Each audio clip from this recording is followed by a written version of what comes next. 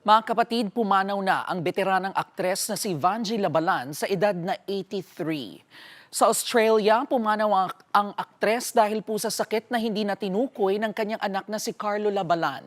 Nakasaad din sa post na iuuwi sa Pilipinas ang labi ng aktres.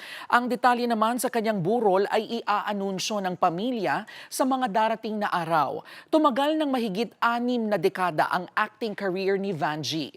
Bukod sa pag-arte, mahusay ding voice actor at radio soap writer si Vanjie. Kabilang po sa mga obra na kasama siya ay ang pelikulang Himala ni Nora Honor at alias Baby China ni Vilma Santos. Mga kapatid, Jervy Wrightson po. Eto na nga. Para sa latest showbiz news at iba pang K-alaman, mag-follow at mag-subscribe na sa social media pages ng News 5.